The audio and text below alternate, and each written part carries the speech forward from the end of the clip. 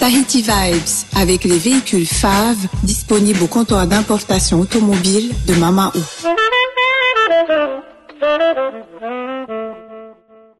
Yorana et Maeva sur ITFM, chers auditeurs, dans votre émission Tahiti Vibes. Aujourd'hui, nous allons parler santé, dépistage et un cancer féminin qui est le cancer du col de l'utérus. Alors, pour tout comprendre, pour en savoir plus, on a le grand plaisir d'accueillir Tamara Drapier-Pommier, la directrice adjointe de l'ICPF, Yorana. Bonjour. Et Delphine Lutringer. Donc, toi, tu es médecin référent, médecin de santé publique à la base, Yorana. Absolument, Yorana. Alors, on se voit aujourd'hui puisque on avait reçu il y a quelques semaines Christophe Moreau, le directeur de l'ICPF, et une des missions, c'était justement de cet institut d'aller plus loin dans l'information, parce que être mieux informé, ça permet aussi de mieux se soigner.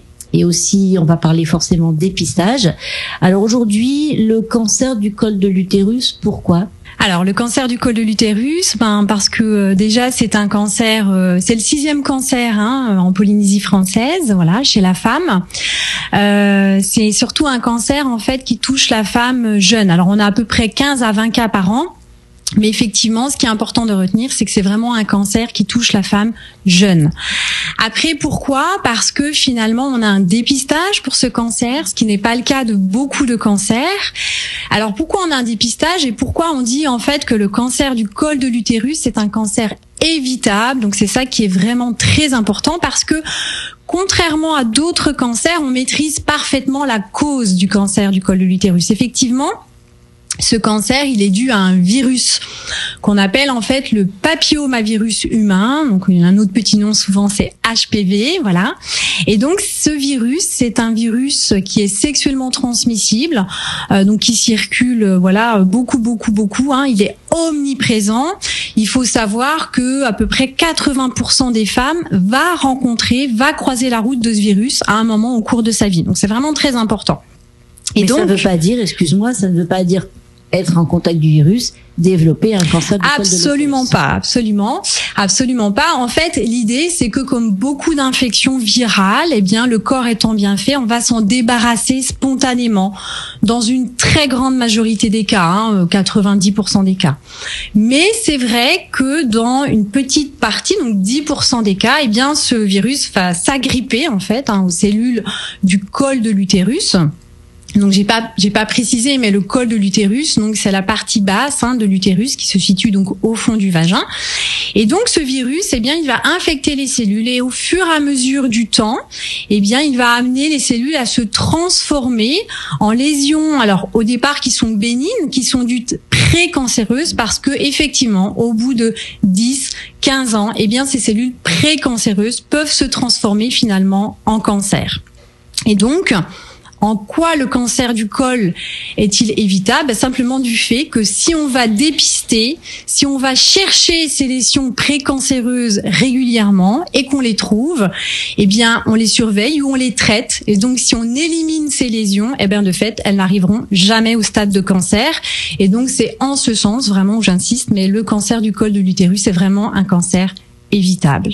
Il est d'autant plus évitable qu'on sait qu'il existe un vaccin qui est en cours d'arriver, on va dire, sur le territoire. Alors bon, j'espère que ça va pas être la même histoire que pour les vaccins précédents. Oui, non plus. Coucou le Covid. Parce que celui-là, on sait qu'il marche. Alors moi, ce que je voulais deux choses avant de donner la parole à Tamara pour parler justement de toutes les actions que vous allez mettre en place. Deux choses. La première, c'est dans les choses que tu as dit, c'est sexuellement transmissible. Donc, messieurs, vous pouvez être un vecteur de transmission. Le préservatif n'est absolument pas efficace à 100% contre ce virus. Voilà, c'est à la fois un virus extrêmement fréquent, contrairement à d'autres infections dites sexuellement transmissibles. Il est vraiment omniprésent. C'est-à-dire que un rapport suffit pour être infecté par ce virus.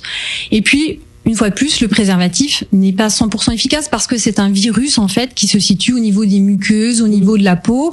Donc il n'y a pas besoin de rapport avec pénétration par exemple pour pouvoir être infecté. Non, des caresses c'est vrai suffisent. Que je parlais du rapport avec pénétration. C'est en ce sens où c'est très important. Exactement, en fait. de le voir. Et ensuite il y a l'examen examen que font normalement les femmes qui vont régulièrement voir leur gynécologue. Et là, je vous encourage, mesdames, si ce n'est pas votre cas, si vous n'êtes pas déjà suivi par un gynécologue, de vous y atteler, de prendre rendez-vous, parce que l'examen de dépistage, c'est un examen, somme toute, pas forcément agréable, parce que c'est jamais agréable, mais qui est vraiment indispensable et surtout pas douloureux. Enfin, je veux dire, c'est pas hyper agressif, c'est ça que je voulais dire. Non, absolument.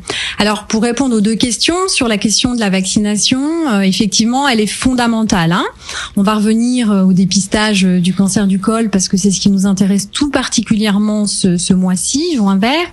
Néanmoins, effectivement, pour parler de cette vaccination HPV, elle est encore, c'est un moyen de prévention encore plus efficace que le frottis, si on veut bien, en ce sens où la vaccination empêche carrément l'infection et donc de fait empêche même l'apparition des lésions précancéreuses. Donc ça, c'est sûr que c'est un atout majeur.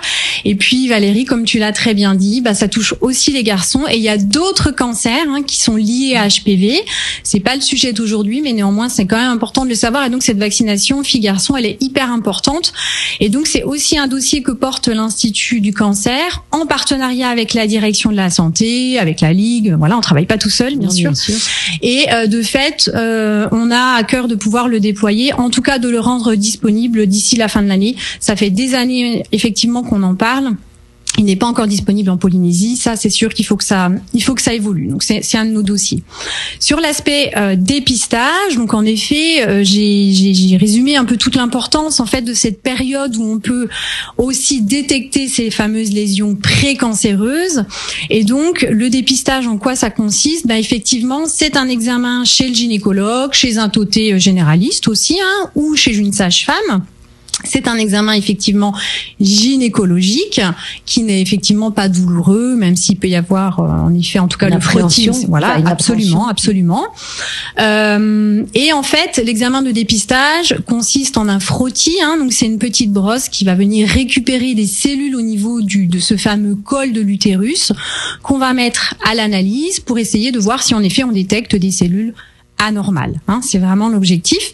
Et donc, si on retrouve quelques cellules anormales, notamment précancéreuses, parce que c'est quand même notre objectif, l'oublions pas, et bien de ce fait, on va pouvoir soit les surveiller, parce qu'il faut savoir que des fois on n'intervient pas forcément, notamment quand elles sont très précoces. Ces lésions précancéreuses, on se bat contre les virus en permanence, et donc ces lésions, elles peuvent régresser par elles-mêmes. Donc faut pas être trop interventionniste quand on peut ne pas l'être, tout simplement. Et puis sinon, en fonction de d'autres facteurs, et notamment de l'avancée de ces lésions, on peut effectivement soit les détruire, soit les enlever. Une fois de plus pour arriver à éviter ce cancer du col. Donc c'est le frottis. Le frottis, on le recommande entre 25 et 64 ans. À quelle fréquence ? À tous les 3 ans. Voilà, donc ça c'est hyper important. Un dépistage, il est utile aussi parce qu'on le répète régulièrement. C'est pas parce qu'on n'a pas de lésion, je dis n'importe quoi, à 25 ou 3 ans. Enfin d'ailleurs au début on en fait souvent à 1 an d'intervalle, mais pour s'assurer que c'est bien normal, et puis après bien sûr, il y a une les surveillance tous les 3 ans, voilà. Évidemment. Mais effectivement, c'est pas parce qu'on a un résultat normal que ça sera forcément le cas 3 ans après. Donc cette fréquence, cette régularité, elle est hyper importante, et je le dis notamment chez la femme un petit peu plus âgée, parce que c'est vrai qu'on se fait suivre parfois aussi vers les périodes de grossesse, on va dire, et puis après on lâche un peu l'affaire, on va dire. Et non, c'est hyper important de continuer à avoir sa surveillance et son frottis tous les 3 ans jusqu'à 64 ans. Et quand on va chez le gynéco qui normalement va vous faire ce prélèvement, il va aussi vous contrôler les titis, parce Exactement. que c'est les 2 examens de routine qui sont faits normalement lors des consultations gynécologiques. Oui, tout à fait. Là, on parle du cancer du col parce que c'est ce qui nous intéresse particulièrement, mais c'est aussi tout l'intérêt, c'est qu'en effet, il n'y a pas que le col de l'utérus, et donc l'examen gynécologique de toute façon annuel pour le coup, il est vraiment très important pour la santé de la femme. Exactement. Et ce que je n'ai pas dit et qui est très important, c'est que quand même le frottis, il est pris en charge c'est ce que j'allais dire, comme tout ce qui est le prélèvement et l'analyse. La radio des titis pour les cancers du sein, les frottis. À chaque fois qu'on rentre dans un cycle et qu'on est concerné par l'âge et le sexe, parce qu'il y a aussi des cancers qui sont dépistés chez les hommes, tout ça c'est toujours pris en charge à 100%. Alors oui, évidemment la consultation le sera pas forcément, Alors pas pour l'instant. Alors après il y a les structures de la direction de la santé. Bon voilà, on est quand même il y a quand même pas mal d'offres de soins, on va dire, dans le domaine. Néanmoins, c'est bon là ça peut être aussi un des dossiers qu'on peut discuter à l'Institut du cancer pour justement c'est vraiment notre objectif c'est de favoriser la question justement parce que je pense aux gens qui auraient un problème avec ces 30% au niveau de la consultation. Est-ce que les dispensaires actuellement sont habilités? Est-ce qu'il y a des médecins qui font? Oui. Alors au centre de la mère et de l'enfant, voilà, absolument, voilà, à Pierre-Haye. Donc on a des médecins qui s'occupent de la santé de l'enfant, de la santé de la femme et qui sont tout à fait à même de vous prendre en charge. Absolument. Donc voilà. En plus, en effet, de toute l'offre libérale. Exactement. Voilà, chères auditrices, si vous êtes un peu dans la difficulté financièrement et que vous dites ah non je vais attendre un petit peu parce que là il va falloir payer 30% de la consultation de Toté, allez donc à Pirée au centre de la femme et de l'enfant parce qu'on dit mère et enfant mais la mère est une femme avant toute chose, on est d'accord? Absolument. Voilà. Alors maintenant Tamara, je voudrais donc toi tu es quelqu'un déjà de plus connu sur le territoire. Qu'est-ce qui t'a amené à justement à rejoindre l'ICPF? On t'a obligé ou? Non, bien sûr que non, je n'ai pas été obligée. Le projet m'a été présenté et c'est vrai que j'ai été touchée dans ma famille, il y en a eu des cancers et du coup je me suis sentie concernée et j'avais des fonctions précédentes dans le gouvernement et j'avais envie de continuer de faire quelque chose pour la population. Et là, c'est vraiment l'endroit parfait, l'Institut du cancer, en pleine construction. Il y a tout à faire, tout à monter et surtout un objectif, je pense, très noble et très intéressant pour la population, c'est lutter contre le cancer. Exactement, en Polynésie. Alors, donc au sein de l'Institut du cancer, toi, tu es, donc je l'ai dit, directrice adjointe. Absolument. Vous êtes répartis un peu les rôles. Tu portes peut-être certains projets. Comment c'est organisé? Oui, alors comme on est en construction, effectivement, nos rôles sont pas encore totalement définis et c'est vrai qu'on a tendance à un petit peu à empiéter les uns sur les autres. Voilà. Dans la joie et la humeur. Oui, donc en fait, j'accompagne pas mal Delphine sur les projets dépistage. J'encadre effectivement aussi la communication. Je gère le personnel, puisque je suis de formation juridique.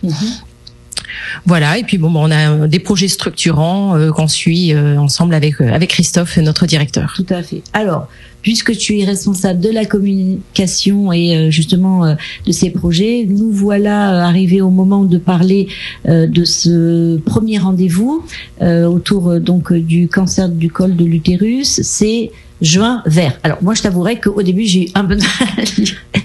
Pourquoi juin vert? Pourquoi vert? C'est la couleur En fait, juin est le mois dédié à la lutte contre le cancer du col de l'utérus et le vert est la couleur du petit ruban. Vous savez, pour Octobre Rose, il est rose et pour le cancer du col de l'utérus, il est vert. Donc c'est pour ça qu'on dit juin vert. D'accord. Alors le 24 juin, Mahana Mathieu. Effectivement, Mahana Mathieu le 24 juin. Donc, on invite la population à s'habiller en vert, tout comme au mois d'octobre, on invite la population à s'habiller une journée en rose. L'idée, nous avons un concours photo, et donc l'idée, c'est de se prendre en photo, de nous taguer avec le hashtag Mahana Mathieu, et puis il y aura des lots à gagner, différents lots à gagner pour les meilleures photos.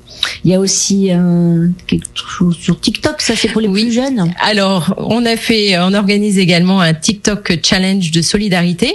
Alors de solidarité parce que il n'y a pas que les personnes qui font les vidéos qui vont gagner des cadeaux, il y a également les patientes.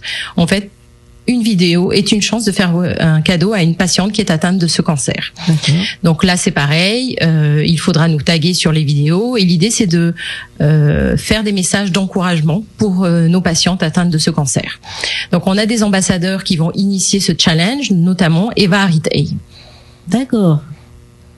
Voilà, donc belle représentante. Absolument, quelqu'un de pétillant, de jeune, et qui peut toucher effectivement toute la population. Exactement, pile dans l'âge où il faut vraiment commencer à prendre conscience qu'il faut faire attention à soi, qu'il faut se faire dépister, qu'il faut aller voir le Toté régulièrement. Il faut prendre soin de soi. Ok. Vous fixez quoi comme objectif quand vous vous embrayez sur ce genre de projet? Alors nous, on lance notre première campagne en tant qu'Institut du cancer, et c'est vrai qu'on ne s'est pas fixé d'objectif. Nous, le plus possible, effectivement, on veut le plus possible de likes, le plus possible de présence. C'est pour ça qu'on on organise différents événements, et surtout pour différents âges. Le TikTok, c'est plutôt la jeunesse. C'est sûr que tu vas pas m'y voir. Moi non plus. Pour tout te dire, j'ai appris l'expression à ce moment-là. Donc c'est très compliqué pour moi. Faire toutes les deux, tu vois. Peut-être, parce que franchement, j'en ai pas non plus. Alors je me vendrai à vous. Et le Mahanamati, c'est vraiment pour rassembler toute la population autour de cette sensibilisation de ce cancer. Et ensuite la journée de sensibilisation qui aura lieu, on en parlera une prochaine fois, je crois. On va vous recevoir un autre moment. Voilà, donc là c'est une journée où les gens pourront venir à notre rencontre, où on pourra parler dépistage, où on pourra rencontrer effectivement des personnes qui sont atteintes de cette maladie. Il y aura divers ateliers, diverses activités pour rassembler effectivement. Vous avez beaucoup de travail devant vous, beaucoup de missions. Je sens que tout le monde dans l'équipe est bien, comment dire, motivé, très motivé, plein de bonne volonté. Donc on va inviter nos auditeurs à retrouver évidemment cette interview en replay sur notre page Facebook, une page Facebook sur laquelle il y aura aussi le lien toujours vers l'ICPF. Je rappelle pour les utilisateurs de Facebook que la page s'appelle ICPF, Institut du cancer de Polynésie française. Nous avons un compte Instagram aussi, icpf.polynésie. Voilà, donc ça je vais vous taguer parce que moi aussi c'est moi qui gère la page de l'ITFM, et donc TikTok pour les plus jeunes, et vraiment pour ceux qui nous écoutent, parce qu'on est écouté vraiment un petit peu dans toutes les tranches d'âge, prenez ça très au sérieux, parce que malheureusement il y a des hommes et des femmes qui arrivent à des stades très très avancés. Le tahitien par définition est dur au mal. La tahitienne, c'est souvent des femmes fortes aussi, qui sont dures au mal. N'attendez pas, soyez raisonnables, allez vous faire dépister. Vous voyez, il y a plein de gens qui sont là pour vous accompagner, pour vous aider, trouver des idées, pour sensibiliser. Donc voilà, allez-y. Merci. Le mot de la fin, mesdames? Oui, je reprends un peu ce que tu as dit. Il faut pas hésiter à venir à notre rencontre. On organise effectivement beaucoup d'activités ludiques. Ça a l'air d'être un petit peu des jeux, mais c'est vraiment pour attirer le plus possible de personnes, pour sensibiliser le plus de personnes possible à cette prévention. Parce que, comme le disait tout à l'heure Delphine, c'est un cancer qui est évitable, et ce serait vraiment vraiment dommage de ne pas prendre ça au sérieux, de ne pas prendre effectivement tous les moyens qui sont mis à disposition pour éviter ce cancer qui peut être grave. Voilà. Ok. 25, 64 ans, frottis, tous les 3 ans. Gratuit. C'est super. Pris en charge. Merci mesdames, on a une émission un petit peu plus longue, comme quoi vous voyez, le temps file quand on discute ensemble. Merci. Et c'était important de vous délivrer tous ces messages et de vous encourager donc à vous faire dépister. Passez une belle journée, prenez super soin de vous. Nana. Nana. Tahiti Vibes, avec les véhicules FAV disponibles au comptoir d'importation automobile de Mama'u.